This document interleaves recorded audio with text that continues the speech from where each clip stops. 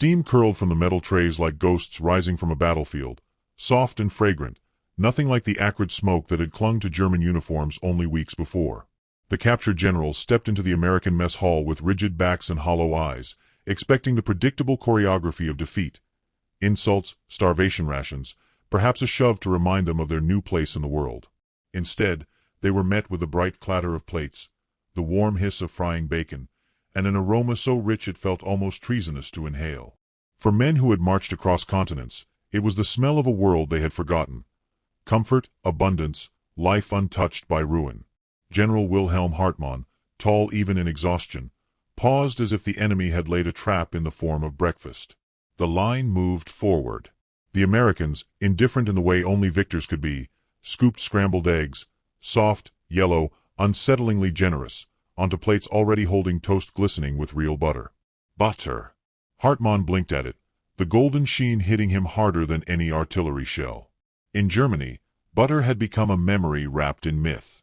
Here it spread easily across warm bread, melting into tiny rivers that mocked every speech Goebbels had broadcast about American collapse.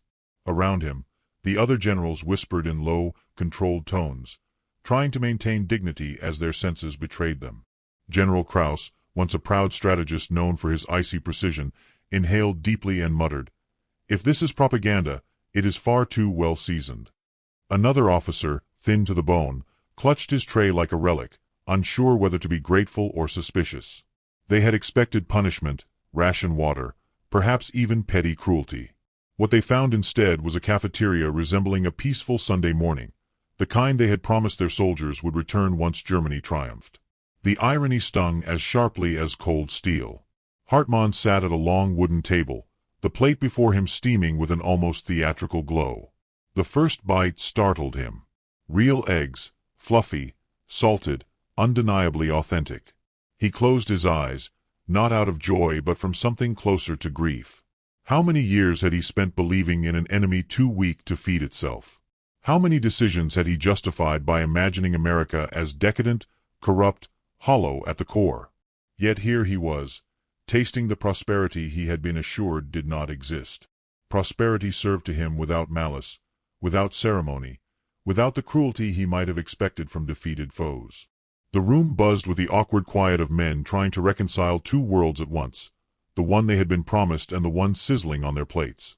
The American guards leaned against doorframes with an easy confidence, chatting about baseball scores while keeping casual watch. Their relaxed manner seemed impossible. Hartmann studied them, imagining how German propaganda would have portrayed these soldiers, their casual slouch, their gum-chewing bravado, as the signature of a dying culture. Yet everything about them radiated effortless strength, the kind that didn't need to prove anything. Krauss leaned closer, whispering, "What else have they lied to us about?" The question wasn't addressed to Hartmann alone. It hovered over the table like a drifting cloud. No one answered. Each man was busy fighting his own private battle, confronted not by weapons but by comforts. The enemy's kindness felt sharper than hostility. It forced them to confront not just defeat, but the possibility that the foundation of their beliefs had been nothing more than smoke and theater. As the generals ate, memories surfaced, ration cards, bomb sirens, civilians queuing for hours to receive scraps barely fit for animals. Hartmann remembered mothers trading family heirlooms for a few ounces of margarine. He remembered writing reports insisting morale was strong. And now he tasted real butter, spread across bread as soft as a spring morning. The texture alone dismantled entire chapters of wartime speeches. A young American cook walked past, offering refills with a smile untouched by vengeance. One of the older German officers stiffened, then nodded politely as if uncertain whether accepting more food constituted a betrayal of duty. The gesture was simple, almost comical in its innocence, but it sent a fissure through the room. If the enemy treated them with decency, what did that say about the ideology that had demanded unquestioning loyalty? Hartmann watched his fellow officers wrestle silently with the same unspoken truth. The war had ended, yet a different conflict had begun, one carried not on maps or military charts but in the fragile terrain of their minds. He felt the old discipline rising inside him, the instinct to shut out doubt, to stand tall in the face of contradiction. But doubt was already there, spreading through him like warmth from the very meal he had just consumed. The clatter of utensils grew softer, replaced by reflective stillness. Even Kraus, stubborn to the last breath, stared into his coffee with an expression Hartmann had never seen before, something between resignation and awakening. The hall, bright with morning light, felt like a courtroom where the verdict arrived not through judges or trials but through undeniable reality. Hartmann placed his fork down slowly. He understood, with reluctant clarity, that the real danger was not the captivity or the humiliation of defeat. It was the revelation that their carefully constructed worldview could unravel from something as simple as a breakfast plate. And as the doors of the mess hall opened to signal the end of the meal, he sensed that this was only the first blow. America had shattered their illusions with food, but there were deeper truths waiting beyond the next corridor, truths that threatened to crush beliefs far heavier than any military burden he had ever carried.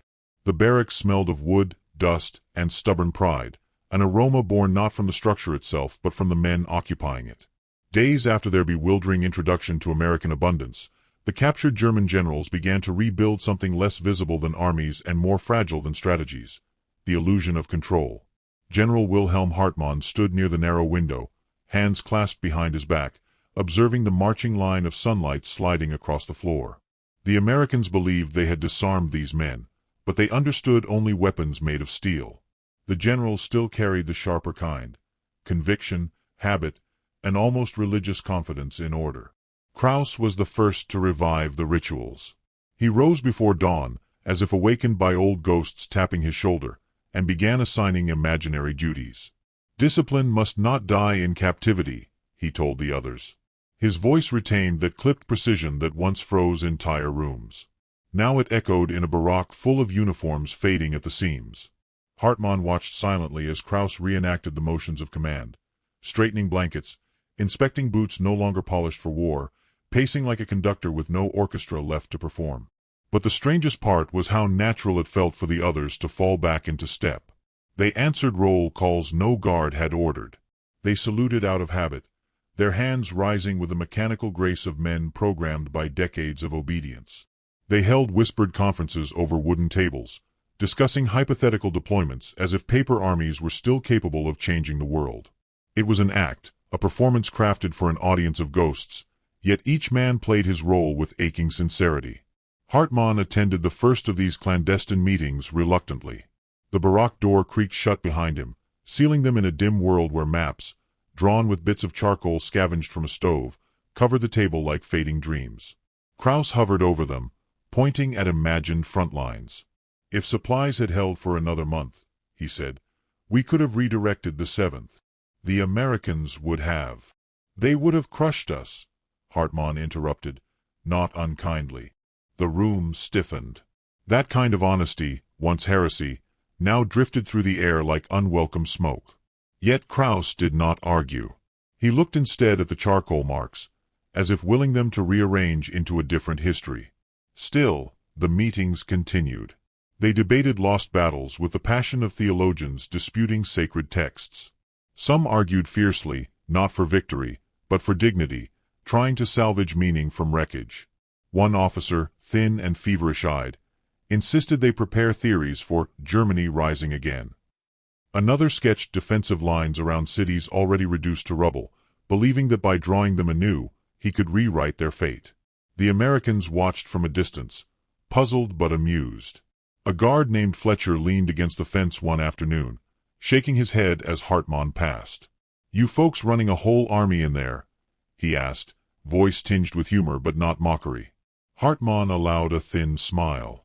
"An army of memories," he replied, and Fletcher laughed, though Hartmann had not meant it as a joke. But beneath the surface, a darker truth pulsed. The rituals were less about pride and more about fear. The fear that if they stopped pretending, they would have to confront the empty space where purpose used to be. War had given them identity, structure, meaning. Peace, offered by their captors without cruelty, felt like a void. Kraus clung hardest to the illusion. His hands trembled whenever he looked too long at the American guards lounging in the sun, unaware of the ideological earthquakes they were causing. Kraus believed that leaders must never show doubt, but doubt had begun to eat at him like slow rust. One night, during a particularly tense meeting, an officer slammed his fist on the table, rattling the flimsy legs. "Germany was betrayed," he insisted. "We were not defeated. We were undermined. The old rhetoric sparked a brief chorus of agreement. But Hartmann felt something within him recoil. The words sounded hollow, like a trumpet blown by someone with no breath left. He leaned forward. "We lost because we followed lies," he said quietly. "And we continued because we were afraid to question them." The room fell silent. Even Krause's rigid posture faltered. They were not used to hearing truth woven so plainly into sentences. It struck harder than any accusation. After that night, cracks deepened. The rituals continued, but with less conviction. The men moved like actors uncertain of their lines. Some began lingering by the fence, watching American soldiers joke with one another, marveling at the freedom to speak casually even in uniform. Others flipped through discarded newspapers, tracing the words of Allied politicians with uneasy fascination. Hartmann noticed it all, the slow erosion of belief, the steady collapse of certainty. Yet Krause remained the lone holdout, clinging to the remnants of purpose with the desperation of a drowning man. He insisted on another meeting, one he claimed would restore clarity. The officers gathered reluctantly, expecting another reimagined campaign or theoretical rebuttal to defeat. But Krause surprised them. He unrolled a crude drawing of Europe on the table, his hand shaking. "This," he whispered, "is not the world we planned for. And yet, how can we surrender the mission? What are we, if not soldiers who endure?" Hartmann met his gaze. "We must endure truth," he answered. The words landed like a physical blow. Krause inhaled sharply, as if someone had punched the air from his lungs. For a moment, he seemed ready to argue, to resurrect every speech he had ever memorized. But then something flickered across his face. Fear, grief, clarity, all twisted into one fragile expression. Before he could speak, an American officer stepped into the doorway, holding a stack of documents under his arm. "Gentlemen," he said, not unkindly, "there's something you need to see." His voice bore no triumph, only gravity. The generals turned toward him, sensing that whatever waited beyond that doorway was not another map, not another theory, but something capable of shattering the last defenses they still clung to. The illusion of mission, already cracking, braced for the final blow. The projector sputtered to life with a cough of light, scattering dust motes across the dim barracks hall like drifting embers from a dying fire. Hartmann stood among the assembled officers, their faces pale in the flickering glow, each man bracing himself as if awaiting enemy artillery instead of images on a screen. The American officer who had summoned them offered no speech, no warning. He simply stepped aside, letting the film speak with the merciless clarity of truth. The first frames were quiet, too quiet, showing barbed wire trembling in the wind, abandoned guard towers, desolate yards where silence pressed against the earth like a shroud. Then the camera turned, and the hall of German generals inhaled sharply as if struck by a sudden blast of winter air. They were seeing something they had been assured was nothing but Allied slander, a grotesque fairy tale invented to stain the honor of the Reich. Yet the images spoke with devastating simplicity, offering no space for doubt. Bodies stacked in shapes that defied human imagination appeared across the screen. Limbs tangled, ribs exposed, faces frozen in expressions stripped of both life and dignity. Emaciated survivors stared into the lens with hollow eyes, their skeletal frames trembling as soldiers wrapped blankets around them with gentle, stunned hands. A murmur rippled through the room, soft but sharp, the sound of disbelief cracking under unbearable weight. Hartmann felt his pulse clatter against his skull as the camera swept across rooms filled with shoes, hair, and nameless remnants of lives extinguished with mechanical efficiency. He heard Krause mutter something incoherent, his voice brittle as glass. 4 years, they had been told such things were inventions of enemies too weak to defeat Germany by force. Now the evidence unfolded with unforgiving precision, leaving no corner in which to hide the comforting lies. The projector hummed on, unbothered by the emotional collapse it orchestrated. The images shifted to American troops moving through liberated camps, their faces contorted not by propaganda but by raw human horror. A chaplain spoke softly, barely audible under the film's grainy texture, describing the stench that clung to the ground long after the gates were torn open. The generals listened with an ache that tightened their throats, for the chaplain's tone held no triumph, only grief. Hartmann glanced at Krause, whose hands shook visibly, fingers curled inward as if trying to grasp a world slipping from him. Another officer, once proud of his unwavering loyalty, pressed a hand to his mouth and whispered, "Impossible," though the word had lost all strength. The truth felt like standing beneath a collapsing monument, years of certainty breaking apart, stone by stone, leaving dust and silence in their place. When the film ended, the room remained frozen in a silence so heavy it seemed to bow the air. The American officer switched off the projector, the sudden darkness settling like a final sentence. He did not gloat. He simply turned on the lights and distributed folders thick with photographs, testimonies, and documents bearing unmistakable German signatures. Hartmann opened one, his breath catching at the sight of crisp orders printed with bureaucratic indifference, orders authorizing transports, quotas, and special treatment. The language was cold and polished, crafted to hide brutality beneath the veneer of efficiency. But the photographs beside them tore away the mask. His stomach tightened as he realized these were not distant rumors or enemy fabrications. These were the markings of a machine he had believed served honor, discipline, and national destiny. Across the room, men who once commanded divisions now looked like children discovering that the stories they had trusted all their lives were carved from poison. A few attempted denial, but their voices withered under the weight of evidence. Kraus paced, unable to stand still, whispering calculations as though numbers might save him from the unraveling truth. Another officer slammed the folder shut and stared at the wall, eyes burning with a helpless mixture of rage and shame. Hartmann felt something break inside him, quietly, like a thread snapping, and he wondered how many choices he had justified under the cloak of ignorance, how many warnings he had dismissed in blind faith. The Americans had not beaten them with force of arms alone. The greater defeat came from confronting the very reality their leaders had forbidden them to see. The room felt colder now, as though the walls themselves recoiled from the weight of revelation. The American officer stepped forward again, his voice steady. "There is more," he said, laying additional documents on the table. His tone held no malice, only solemn purpose, as if he understood the devastation such knowledge inflicted on men once shielded by ideology. Hartmann swallowed hard. He sensed that this was only the beginning, that behind these documents lay another chamber of truth, darker still, one that would not just challenge their belief in the Reich but call into question the moral foundation they had built their lives upon. As Kraus reached for the new folder with trembling fingers, Hartmann felt the ground shift beneath him. Whatever illusions they had clung to were dissolving, and the next revelation, he feared, would destroy what little remained of the world they once thought they understood. The library smelled faintly of old paper and pine soap, a scent so gentle it felt almost out of place among men who had spent their lives breathing in gunpowder and cold iron. Hartmann stepped inside slowly, his boots whispering across the wooden floor. Only weeks earlier, the barracks had echoed with the language of battle. Orders barked, theories argued, regrets swallowed like bitter medicine. Now, the air trembled with a different tension, quieter and far more dangerous. The tension of men beginning to think for themselves.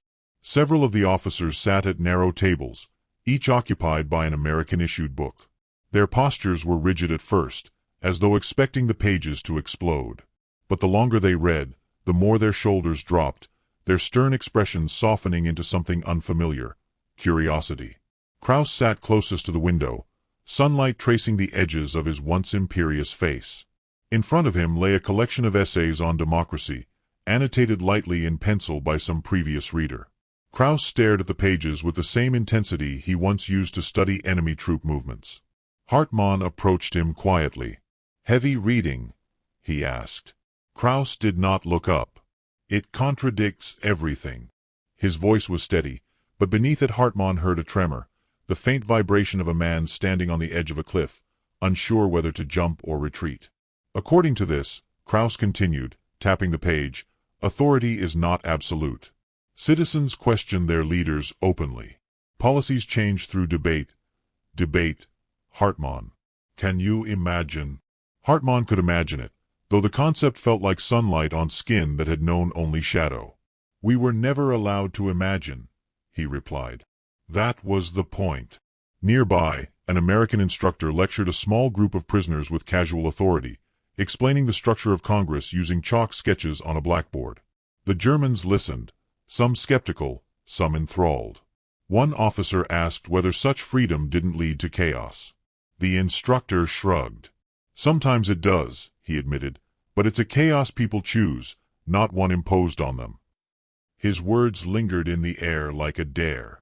Kraus returned to his book, but Hartmann watched him carefully. The once unshakable general now seemed carved from two clashing halves: the hardened commander who had marched under the belief of national destiny, and the man awakening to a truth that demanded courage of a different kind. The film they had seen days earlier still haunted them. It clung to their minds like smoke that refused to dissipate. But the aftermath, the forced confrontation with documents, testimonies, and now ideas, was changing them more deeply than shock alone ever could. Later, as the officers gathered outside for fresh air, Hartmann found himself standing beside a young American soldier who was cleaning his rifle with absent-minded ease. The soldier nodded respectfully, without disdain or superiority. It was a simple gesture, yet it disarmed Hartmann more effectively than any weapon. Respect from the enemy, true, unforced respect, felt like a revelation. "They say you led men with honor," the soldier remarked, keeping his eyes on the rifle. "I guess war doesn't always mean hate." Hartmann absorbed the words. Honor had once been his compass. Now he questioned whether he had ever truly understood where it pointed. "War teaches obedience," he murmured. "But this place forces us to learn responsibility." When night fell, the barracks glowed with low lamplight. Some officers wrote letters they weren't sure they wanted delivered. Others reread American newspapers, trying to decipher a world built on contradictions. But for most, transformation came not through reading or lectures, but through reflection, internal, uncomfortable, unavoidable. Kraus struggled the most. He paced like a man walking between two mirrors, each reflecting a different version of himself. One evening he approached Hartmann, his composure thinner than ever. "If we had known," he said abruptly, "if any of us had truly understood what was being done." "We didn't ask to know," Hartmann interrupted gently. "That was our crime." Kraus flinched, his face tightening with grief he could no longer suppress. "Then what are we now?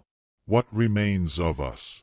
Hartmann studied him, seeing not the cold strategist of earlier days, but a man cracking open under the weight of his own awakening. "A soldier can die with honor," he said softly. "But a man must learn to live with truth." For a moment, Kraus looked as though he might collapse. Then he nodded once, a slow, deliberate motion, the gesture of someone accepting a sentence he had long deserved. In the following days, a strange metamorphosis spread through the camp. Conversations grew more honest, more searching. The officers began volunteering for tasks without prompting, repairing fences, organizing shelves in the library, assisting with basic chores. Not because they were ordered to, but because something inside them had shifted. They were no longer performing for an imagined audience of honor or pride. They were building, piece by fragile piece, a new understanding of themselves. One morning, Hartmann found Kraus sweeping the library floor with controlled, deliberate motions. The sight almost startled him. The man who once commanded thousands now moved like a monk caring for a sacred hall. Kraus looked up with a faint, tired smile. "It's strange," he admitted. "I never knew service could feel honest." Hartmann nodded. "Perhaps for the first time, it is." But the tranquility was interrupted by the sudden arrival of an American officer bearing another set of documents, long reports bound in dark folders. His expression was grave, more so than before. "Gentlemen," he said, addressing the room with quiet weight, "these are the testimonies from survivors. You've seen the evidence. Now you will hear their voices." Kraus stiffened. Hartmann felt his breath stall in his chest. The pictures had shattered their illusions. The words of the living would strike deeper still. This was no longer about understanding the past. It was about confronting the living consequences of everything they had once helped sustain. As the officer placed the folders on the table, Hartmann realized that their journey from iron-willed soldiers to reflective men was far from over.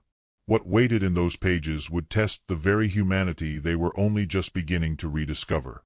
Which city are you watching our video from? Please leave a comment. Please subscribe to the channel as well. Thank you.